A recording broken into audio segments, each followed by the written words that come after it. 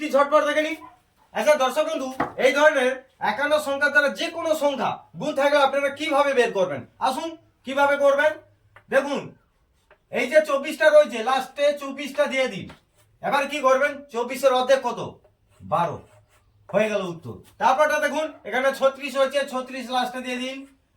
36-এর অর্ধেক কত, 18, হয়ে গেল উত্তর। তারপর দেখুন 64 রয়েছে, 64 লাস্টে দিয়ে দিন। 64-এর অর্ধেক করুন, 32, হয়ে গেল উত্তর। তারপরটা দেখুন, এখানে 88 লাস্টে দিয়ে দিন, অর্ধেক করুন, 44, হয়ে গেল উত্তর। আর এটা কেবল আপনাদের জন্য।